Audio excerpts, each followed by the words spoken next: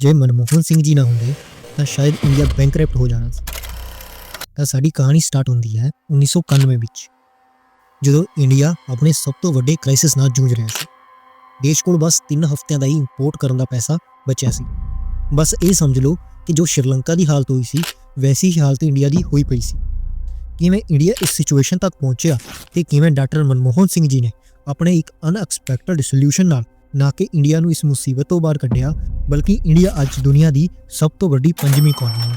1991 ਦੇ ਕ੍ਰਾਈਸਿਸ ਨੂੰ ਆਪਾਂ ਸੋਲਵ ਕਿਵੇਂ ਕੀਤਾ, ਇਹ ਜਾਣਨ ਤੋਂ ਪਹਿਲਾਂ ਆਪਾਂ ਜਾਣਦੇ ਹਾਂ ਇਹ ਹੋਇਆ ਕਿਵੇਂ। ਆਜੋ ਸ਼ੁਰੂ ਤੋਂ ਸ਼ੁਰੂ ਕਰਦੇ ਹਾਂ। 1947 ਵਿੱਚ ਜਦੋਂ ਦੇਸ਼ ਆਜ਼ਾਦ ਹੋਇਆ ਤਾਂ ਅਸੀਂ ਆਲਰੇਡੀ ਇੱਕ ਕੰਪਨੀ ਦੇ ਰਾਜ ਨੂੰ ਐਕਸਪੀਰੀਅੰਸ ਕਰ ਚੁੱਕੇ ਸੀ, ਜੋ ਕਿ ਸੀ ਈਸਟ ਇੰਡੀਆ ਕੰਪਨੀ। ਸੋ ਸਾਡੇ ਲੀਡਰਸ ਬਹੁਤ ਫੂਕ ਕੇ ਪੈਰ ਧਰ ਰਹੇ ਸੀ। ਉਹ ਇਹ ਨਹੀਂ ਚਾਹੁੰਦੇ ਸੀ ਕਿ ਕੋਈ ਬਾਹਰ ਦੀ ਕੰਪਨੀ ਆਏ ਤੇ ਇੰਨੀ ਵੱਡੀ ਬਣ ਜਾਏ ਕਿ ਸਾਡੇ ਤੇ ਫਿਰ ਤੋਂ ਰਾਜ ਕਰੇ। ਇਸ ਲਈ ਬਾਹਰ ਦੀ ਇਨਵੈਸਟਮੈਂਟ ਨੂੰ ਅਵੋਇਡ ਕਰਿਆ ਜਾ ਰਿਹਾ ਸੀ। ਪਰ ਅੰਗਰੇਜ਼ਾਂ ਨੇ ਸਾਨੂੰ ਇੰਨਾ ਲੁੱਟ ਲਿਆ ਸੀ ਕਿ ਇੰਡੀਆ ਦੇ ਲੋਕਾਂ ਕੋਲ ਇੰਨਾ ਪੈਸਾ ਬਚਿਆ ਨਹੀਂ ਸੀ ਕਿ ਅਚਾਨਕ ਬਹੁਤ ਸਾਰੀਆਂ ਇੰਡਸਟਰੀਜ਼ ਖੋਲ੍ਹ ਦਿੱਤੀਆਂ ਜਾਣ। ਇਸ ਲਈ ਜੋ ਮੇਜਰ ਇੰਡਸਟਰੀ ਸੀ ਉਹ ਸਿਰਫ ਸਰਕਾਰ ਨੂੰ ਹੀ ਖੋਲ੍ਹਣੀਆਂ ਪੈਂਦੀਆਂ ਸੀ। ਕੁਝ 4-5 ਬੜੇ ਲੀਡਰ ਸੀ ਇੰਡੀਆ ਵਿੱਚ ਜੋ ਕਿ ਬੜੇ ਉਦਯੋਗਪਤੀ ਸਨ, ਪਰ ਉਹਨਾਂ ਤੋਂ ਇਲਾਵਾ ਇੰਡੀਆ ਵਿੱਚ ਬਿਜ਼ਨਸ ਖੋਲ੍ਹਣਾ ਬਹੁਤ ਹੀ ਮੁਸ਼ਕਿਲ ਸੀ। ਪਹਿਲਾ ਰੀਜ਼ਨ ਤਾਂ ਮੈਂ ਦੱਸਦਾ ਪੈਸਾ ਤੇ ਇਨਵੈਸਟਮੈਂਟ ਸੀ, ਤੇ ਦੂਜਾ ਰੀਜ਼ਨ ਸੀ ਲਾਇਸੈਂਸ ਰਾਜ। ਤੁਸੀਂ ਸੋਚੋ, ਉਦੋਂ ਇੱਕ ਬਿਜ਼ਨਸ ਰਜਿਸਟਰ ਕਰਵਾਉਣ ਲਈ 80 ਸਰਕਾਰੀ ਏਜੰਸੀਆਂ ਤੋਂ ਪਰਮਿਸ਼ਨ ਲੈਣੀ ਪੈਂਦੀ ਸੀ ਤੇ ਹਰੇਕ ਥਾਂ ਬਹੁਤ ਜ਼ਿਆਦਾ ਰਿਸ਼ਵਤ ਦੇਣੀ ਪੈਂਦੀ ਸੀ। ਇਸੀ ਕਾਰਨ ਉਸ ਰਾਜ ਨੂੰ ਲਾਇਸੈਂਸ ਰਾਜ ਵੀ ਕਿਹਾ ਜਾਂਦਾ ਆ, ਕਿਉਂਕਿ ਉਸ ਟਾਈਮ ਲਾਇਸੈਂਸ ਮਿਲਣਾ ਨੈਕਸਟ ਟੂ ਇੰਪੋਸੀਬਲ ਸੀ। ਦੂਜੀ ਸਾਈਡ ਸਰਕਾਰ ਦੀ ਵੀ ਇਹੀ ਕੋਸ਼ਿਸ਼ ਰਹਿੰਦੀ ਸੀ ਕਿ ਜ਼ਿਆਦਾ ਤੋਂ ਜ਼ਿਆਦਾ ਪਬਲਿਕ ਸੈਕਟਰ ਨੂੰ ਇੰਪੋਰਟੈਂਸ ਦਿੱਤੀ ਜਾਵੇ ਤੇ ਪ੍ਰਾਈਵੇਟ ਸੈਕਟਰ ਦੀ ਕਿਸੇ ਵੀ ਕੰਪਨੀ ਨੂੰ ਜ਼ਿਆਦਾ ਬੜਾ ਨਾ ਹੋਣ ਦਿੱਤਾ ਜਾਵੇ। ਇਸੀ ਕਾਰਨ ਕੋਕੋ ਕੋਲਾ ਤੇ IBM ਵਰਗੀਆਂ ਵੱਡੀਆਂ ਕੰਪਨੀਆਂ ਨੇ ਇੰਡੀਆ ਵਿੱਚ ਆਪਣਾ ਬਿਜ਼ਨਸ ਬੰਦ ਵੀ ਕਰ ਦਿੱਤਾ ਸੀ 1970s ਦੇ ਐਂਡ ਵਿੱਚ। ਸੋ ਉਦਯੋਗੀਕਰਨ ਦੇ ਸਲੋ ਡਾਊਨ ਕਾਰਨ ਹੀ ਇੰਡੀਆ ਦੀ ਗਰੋਥ ਵੀ ਸਲੋ ਹੋ ਰਹੀ ਸੀ ਤੇ ਇਕਨੋਮੀ ਜ਼ਿਆਦਾ ਰਫ਼ਤਾਰ ਨਾਲ ਨਹੀਂ ਵਧ ਰਹੀ ਸੀ ਤੇ ਇੰਡੀਆ ਇੱਕ ਵਿੱਤੀ ਸੰਕਟ ਵੱਲ ਵਧ ਰਿਹਾ ਸੀ। ਤੇ ਇਹ ਮੰਦੀ ਹੋਰ ਤੇਜ਼ ਹੋ ਗਈ 1985 ਤੋਂ ਬਾਅਦ, ਕਿਉਂਕਿ ਇੰਡੀਆ ਦਾ ਸਭ ਤੋਂ ਵੱਡਾ ਸਪੋਰਟਰ ਸੀ ਰਸ਼ੀਆ, ਜਿਸ ਨੂੰ ਉਦੋਂ USSR ਵੀ ਕਿਹਾ ਜਾਂਦਾ ਸੀ, ਜੋ ਕਿ 14-15 ਕੰਟਰੀਜ਼ ਦਾ ਇੱਕ ਯੂਨੀਅਨ ਸੀ। ਉਹ ਯੂਨੀਅਨ ਖਤਮ ਹੋ ਗਿਆ ਤੇ ਰਸ਼ੀਆ ਡਿਵਾਈਡ ਹੋ ਗਿਆ 14-15 ਨੇਸ਼ਨਸ ਦੇ ਵਿੱਚ। ਤੇ ਇਸੀ ਕਾਰਨ ਇੰਡੀਆ ਦੀ ਜੋ ਰਸ਼ੀਆ ਨਾਲ ਬੌਂਡਿੰਗ ਸੀ ਉਹ ਥੋੜੇ ਟਾਈਮ ਲਈ ਡਿਸਟਰਬ ਹੋ ਗਈ ਤੇ ਇਸ ਤੋਂ ਕੁਝ ਸਾਲਾਂ ਬਾਅਦ ਗਲਫ ਨੇਸ਼ਨਸ ਦੇ ਵਿੱਚ ਇੱਕ ਵਾਰ ਛਿੜ ਗਈ, ਜਿਸ ਵਿੱਚ 32 ਨੇਸ਼ਨਸ ਨੇ ਪਾਰਟਿਸਿਪੇਟ ਕੀਤਾ, ਇਨਕਲੂਡਿੰਗ ਅਮਰੀਕਾ। ਹੁਣ ਕਿਉਂਕਿ ਗਲਫ ਨੇਸ਼ਨ ਤੋਂ ਹੀ ਸਾਡਾ ਮੈਕਸਿਮਮ ਪੈਟਰੋਲੀਅਮ ਆਉਂਦਾ ਸੀ, ਤਾਂ ਪੈਟਰੋਲੀਅਮ ਉਦੋਂ ਬਹੁਤ ਜ਼ਿਆਦਾ ਮਹਿੰਗਾ ਹੋ ਗਿਆ। ਮਹਿੰਗਾਈ ਵੱਧ ਗਈ ਤੇ ਇੰਪੋਰਟਸ ਕਾਫੀ ਮਹਿੰਗੇ ਹੋ ਗਏ ਤੇ ਇੰਡੀਆ ਦਾ ਕ੍ਰਾਈਸਿਸ ਹੋਰ ਵੱਧ ਗਿਆ। 1990 ਦੇ ਐਂਡ ਵਿੱਚ ਇੰਡੀਆ ਦੀ ਹਾਲਤ ਇੰਨੀ ਖਰਾਬ ਹੋ ਗਈ ਕਿ ਇੰਡੀਆ ਕੋਲ ਸਿਰਫ 2500 ਕਰੋੜ ਦਾ ਹੀ ਫੋਰਨ ਐਕਸਚੇਂਜ ਬਚਿਆ ਸੀ ਇੰਪੋਰਟਸ ਕਰਨ ਲਈ। ਉੱਤੋਂ ਇੰਡੀਆ ਦੀ ਜੋ ਸਰਕਾਰ ਬਣੀ ਸੀ ਉਹ ਇੱਕ ਮਿਨੋਰਟੀ ਗਵਰਨਮੈਂਟ ਸੀ, ਜਨਤਾ ਪਾਰਟੀ ਦੀ ਸਰਕਾਰ, ਜੋ ਕਿ ਬਹੁਤ ਸਾਰੀਆਂ ਪਾਰਟੀਆਂ ਦੇ ਗਠਬੰਧਨ ਕਾਰਨ ਸਟਰਗਲ ਕਰ ਰਹੀ ਸੀ। ਫਰਵਰੀ 1991 ਵਿੱਚ ਚੰਦਰ ਸ਼ੇਖਰ ਸਰਕਾਰ ਬਜਟ ਤੱਕ ਪਾਸ ਨਹੀਂ ਕਰ ਪਾਈ ਪਾਰਲੀਮੈਂਟ ਵਿੱਚ, ਜਿਸ ਕਾਰਨ ਇੰਡੀਆ ਨੂੰ ਲੋਨ ਮਿਲਣਾ ਵੀ ਮੁਸ਼ਕਿਲ ਹੋ ਗਿਆ, ਕਿਉਂਕਿ ਫੋਰਨ ਰੇਟਿੰਗ ਕੰਪਨੀਆਂ ਨੇ ਇੰਡੀਆ ਦੀ ਕ੍ਰੈਡਿਟ ਰੇਟਿੰਗ ਨੂੰ ਬਹੁਤ ਜ਼ਿਆਦਾ ਗਿਰਾ ਦਿੱਤਾ ਸੀ। ਇਸੀ ਪ੍ਰੋਬਲਮ ਨੂੰ ਸੋਲਵ ਕਰਨ ਲਈ ਇੰਡੀਆ ਦੇ ਫਾਈਨਾਂਸ ਮਿਨਿਸਟਰ ਉਦੋਂ ਗਏ ਇੰਟਰਨੈਸ਼ਨਲ ਮੋਨੇਟਰੀ ਫੰਡ ਯਾਨੀ IMF ਕੋਲ ਪੈਸਾ ਮੰਗਣ ਲਈ।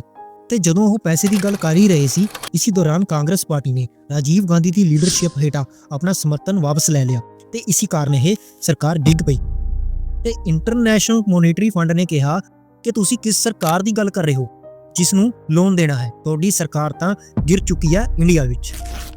ਸੋ ਇਹਨਾਂ ਸਭ ਪ੍ਰੋਬਲਮਸ ਦੇ ਵਿੱਚ ਜਦੋਂ ਇੰਡੀਆ ਨੂੰ ਫੋਕਸ ਕਰਨਾ ਚਾਹੀਦਾ ਸੀ ਆਪਣੀ ਗਰੋਥ ਦੇ ਉੱਪਰ, ਉਦੋਂ ਇੰਡੀਆ ਨੂੰ ਫੋਕਸ ਕਰਨਾ ਪਿਆ ਜਨਰਲ ਇਲੈਕਸ਼ਨ ਉੱਤੇ ਤੇ ਇੰਡੀਆ ਵਿੱਚ ਫਿਰ ਇੱਕ ਵਾਰ ਇਲੈਕਸ਼ਨਸ ਹੋਏ। ਪਰ ਮਈ 1991 ਵਿੱਚ ਤਾਮਿਲਨਾਡੂ ਵਿੱਚ ਚੋਣਾਂ ਦਾ ਪ੍ਰਚਾਰ ਕਰਨ ਗਏ ਰਾਜੀਵ ਗਾਂਧੀ ਦੀ ਮੌਤ ਹੋ ਜਾਂਦੀ ਹੈ ਇੱਕ ਬੰਬ ਅਟੈਕ ਵਿੱਚ। ਤੇ ਇੰਡੀਆ ਵਿੱਚ ਇਕਨੋਮਿਕ ਕ੍ਰਾਈਸਿਸ ਦੇ ਨਾਲ ਪੋਲੀਟੀਕਲ ਕ੍ਰਾਈਸਿਸ ਵੀ ਆ ਗਿਆ। ਖੈਰ, ਜਦੋਂ ਇਲੈਕਸ਼ਨਸ ਹੋਏ ਤਾਂ ਕਾਂਗਰਸ ਪਾਰਟੀ ਦੀ ਗਠਬੰਧਨ ਵਾਲੀ ਸਰਕਾਰ ਬਣੀ ਤਾਂ ਪ੍ਰਾਈਮ ਮਿਨਿਸਟਰ ਬਣੇ PV ਨਰਸਿਮਹਾ ਰਾਓ। PV ਨਰਸਿਮਹਾ ਰਾਓ ਨੇ ਪਹਿਲੇ ਦਿਨ PM ਬਣਨ ਤੇ ਸੈਲੀਬ੍ਰੇਸ਼ਨ ਨਹੀਂ ਕੀਤੀ। ਉਹਨਾਂ ਨੇ ਕੈਬਨਿਟ ਸੈਕਟਰੀ ਨੂੰ ਬੁਲਾਇਆ ਤੇ ਪੁੱਛਿਆ ਕਿ ਹਾਲਤ ਇੰਨੀ ਖਰਾਬ ਆ ਜਿੰਨੀ ਅਸੀਂ ਖਬਰਾਂ ਵਿੱਚ ਪੜ੍ਹਦੇ ਹਾਂ। ਤਾਂ ਕੈਬਨਿਟ ਸੈਕਟਰੀ ਨੇ ਕਿਹਾ ਕਿ ਨਹੀਂ ਸਾਹਿਬ, ਇੰਡੀਆ ਦੀ ਹਾਲਤ ਉਸ ਤੋਂ ਵੀ ਜ਼ਿਆਦਾ ਖਰਾਬ ਆ ਜਿੰਨਾ ਤੁਸੀਂ ਸੁਣਦੇ ਹੋ। ਉਹਨਾਂ ਨੇ ਕਿਹਾ ਕਿ ਸਾਡੇ ਕੋਲ ਸਿਰਫ 3 ਹਫ਼ਤਿਆਂ ਦੇ ਇੰਪੋਰਟ ਬਚੇ ਨੇ ਤੇ ਜੇ ਆਪਾਂ ਕੁਝ ਨਾ ਕੀਤਾ ਤਾਂ ਜਲਦੀ ਹੀ ਇੰਡੀਆ ਨੂੰ ਬੈਂਕਰਪਟ ਘੋਸ਼ਿਤ ਕਰ ਦਿੱਤਾ ਜਾਏਗਾ। ਪੀਵੀ ਨਰਸਿਮਹਾ ਰਾਓ ਨੇ ਉਦੋਂ ਡਾਕਟਰ ਮਨਮੋਹਨ ਸਿੰਘ ਜੀ ਨੂੰ ਫੋਨ ਕੀਤਾ, ਜੋ ਕਿ ਆਰਬੀਆਈ ਦੇ ਐਕਸ ਗਵਰਨਰ ਰਹਿ ਚੁੱਕੇ ਸੀ ਤੇ ਇੰਡੀਆ ਦੇ ਐਕਸ ਫਾਈਨਾਂਸ ਸੈਕਟਰੀ ਵੀ ਰਹਿ ਚੁੱਕੇ ਸਨ, ਤੇ ਉਹਨਾਂ ਨੂੰ ਕਿਹਾ ਕਿ ਤੁਸੀਂ ਅੱਜ ਤੋਂ ਫਾਈਨਾਂਸ ਮਿਨਿਸਟਰ ਹੋ ਤੇ ਤੁਸੀਂ ਇੰਡੀਆ ਨੂੰ ਕ੍ਰਾਈਸਿਸ ਤੋਂ ਬਾਹਰ ਕੱਢਣਾ। ਤੇ ਅਗਲੇ 1 ਮਹੀਨੇ ਵਿੱਚ ਡਾਕਟਰ ਮਨਮੋਹਨ ਸਿੰਘ ਜੀ ਨੇ ਕੁਝ ਐਸੇ ਕੰਮ ਕੀਤੇ ਜਿਸ ਨੇ ਇੰਡੀਆ ਨੂੰ ਪੂਰੀ ਤਰ੍ਹਾਂ ਬਦਲ ਕੇ ਰੱਖ ਦਿੱਤਾ। ਸਭ ਤੋਂ ਪਹਿਲਾਂ ਸਾਰਿਆਂ ਦੀ ਐਕਸਪੈਕਟੇਸ਼ਨ ਤੋਂ ਬਿਲਕੁਲ ਅਲੱਗ ਜਾ ਕੇ ਇੰਡੀਆ ਰੁਪਈ ਨੂੰ ਡਾਲਰਸ ਦੇ ਮੁਕਾਬਲੇ 20% ਨੀਚੇ ਗਿਰਾਇਆ ਗਿਆ ਤਾਂ ਜੋ ਇੰਪੋਰਟਸ ਦੀ ਗਿਣਤੀ ਨੂੰ ਵਧਾਇਆ ਜਾ ਸਕੇ। ਦੂਸਰੇ ਸਟੈਪ ਵਿੱਚ ਉਹਨਾਂ ਨੇ ਇੰਡੀਆ ਦੇ 47 ਟਨ ਸੋਨੇ ਨੂੰ ਫੋਰਨ ਬੈਂਕਸ ਕੋਲ ਗਿਰਵੀ ਰੱਖਿਆ ਤੇ ਬਦਲੇ ਵਿੱਚ ਕੁਝ ਪੈਸੇ ਲੈ ਕੇ ਆਏ ਤਾਂ ਜੋ ਇਮੀਡੀਏਟਲੀ ਇੰਡੀਆ ਨੂੰ ਸੰਭਾਲਿਆ ਜਾ ਸਕੇ। ਐਂਡ ਫਾਈਨਾਂਸ ਮਿਨਿਸਟਰ ਬਣਨ ਦੇ ਬਾਅਦ ਡਾਕਟਰ ਮਨਮੋਹਨ ਸਿੰਘ ਜੀ ਨੇ ਇੱਕ ਲੈਜੈਂਡਰੀ ਬਜਟ ਪਾਸ ਕੀਤਾ।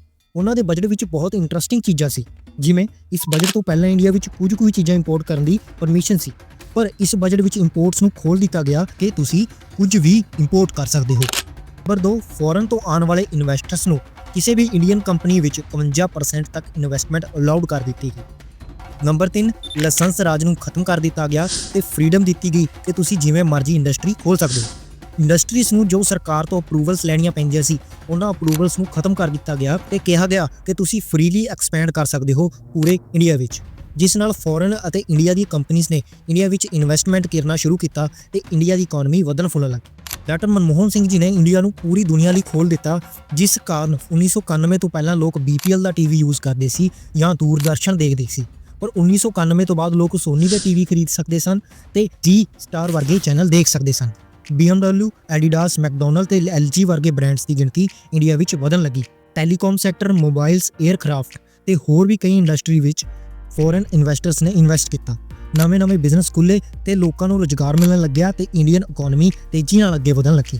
ਇਸ ਦਾ ਕਾਰਨ ਸੀ ਕਿ ਇੰਡੀਆ ਇੱਕ ਬਹੁਤ ਵੱਡੀ ਮਾਰਕੀਟ ਸੀ ਤੇ ਲੋਕਾਂ ਕੋਲ ਥੋੜਾ ਬਹੁਤਾ ਪੈਸਾ ਹੈਗਾ ਸੀ ਤੇ ਫੋਰਨ ਬ੍ਰਾਂਡਸ ਜੋ ਕਿ ਯੂਰੋਪੀਅਨ ਕੰਟਰੀ ਵਿੱਚ ਕੰਮ ਕਰ ਰਹੇ ਸਨ, ਉੱਥੇ ਉਹ ਸੈਚੂਰੇਟ ਹੋ ਚੁੱਕੇ ਸਨ ਤੇ ਉਹਨਾਂ ਨੇ ਐਕਸਪੈਂਡ ਕਰਨਾ ਸੀ। ਇੰਡੀਆ ਉਹਨਾਂ ਲਈ ਇੱਕ ਬਹੁਤ ਵੱਡੀ ਮਾਰਕੀਟ ਸੀ, ਜਿਸ ਕਾਰਨ ਉਹਨਾਂ ਨੂੰ ਮਿਲ ਗਈ ਇੱਕ ਨਵੀਂ ਮਾਰਕੀਟ ਤੇ ਇੰਡੀਆ ਨੂੰ ਮਿਲ ਗਿਆ ਇੱਕ ਵੱਡਾ ਫੋਰਨ ਐਕਸਚੇਂਜ ਤੇ ਬਹੁਤ ਸਾਰਾ ਪੈਸਾ। ਤੇ ਡਾਕਟਰ ਮਨਮੋਹਨ ਸਿੰਘ ਜੀ ਦੀ ਇਸ ਪਾਲਿਸੀ ਨੂੰ ਆਉਣ ਵਾਲੀ ਸਰਕਾਰਾਂ ਨੇ ਵੀ ਕੰਟੀਨਿਊ ਰੱਖਿਆ, ਜਿਸ ਦਾ ਰਿਜ਼ਲਟ ਇਹ ਆ ਕਿ ਇੰਡੀਆ ਅੱਜ ਦੁਨੀਆ ਦੀ 5th ਸਭ ਤੋਂ ਵੱਡੀ ਇਕਨੋਮੀ ਹੈ। ਕਿੱਥੇ ਆਪਾਂ ਬੈਂਕਰਪਟ ਹੋਣ ਵਾਲੇ ਸੀ ਤੇ ਕਿੱਥੇ ਆਪਾਂ ਅੱਜ 5th ਨੰਬਰ ਤੇ ਆ ਦੁਨੀਆ ਵਿੱਚ। All because of legendary doctor Manmohan Singh ਜੀ।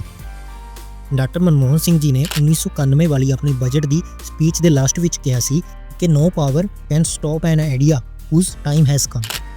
ਇੰਡੀਆ ਨੂੰ ਉਸ ਟਾਈਮ ਬਦਲਣ ਦੀ ਜ਼ਰੂਰਤ ਸੀ ਤੇ ਡਾਕਟਰ ਮਨਮੋਹਨ ਸਿੰਘ ਜੀ ਨੇ ਸਹੀ ਟਾਈਮ ਤੇ ਸਹੀ ਫੈਸਲਾ ਲਿਆ, ਜਿਸ ਕਾਰਨ ਹੀ ਅੱਜ ਇੰਡੀਆ ਇੱਕ ਬੂਮਿੰਗ ਇਕਨੋਮੀ ਆ।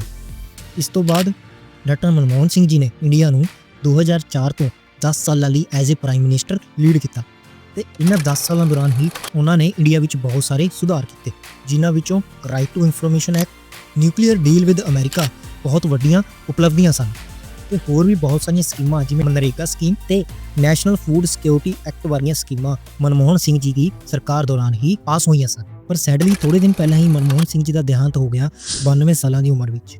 ਪਰ ਉਹਨਾਂ ਨੇ ਜੋ ਕੁਝ ਸਾਡੇ ਦੇਸ਼ ਲਈ ਕੀਤਾ ਹੈ ਉਹ ਇਤਿਹਾਸ ਦੇ ਸੁਨਹਿਰੀ ਪੰਨਿਆਂ ਉੱਤੇ ਲਿਖਿਆ ਜਾਵੇਗਾ ਤੇ ਇੱਕ ਪੰਜਾਬੀ ਹੋਣ ਦੇ ਨਾਤੇ ਮੈਨੂੰ ਨਾਜ਼ ਹੈ ਲੇਟ ਡਾਕਟਰ ਮਨਮੋਹਨ ਸਿੰਘ ਜੀ ਤੇ ਅਸੀਂ ਪ੍ਰੇ ਕਰਦੇ ਹਾਂ ਕਿ ਵਾਹਿਗੁਰੂ ਜੀ ਉਹਨਾਂ ਨੂੰ ਆਪਣੇ ਚਰਨਾਂ ਵਿੱਚ ਠਾ ਦੇਣ। ਧੰਨਵਾਦ।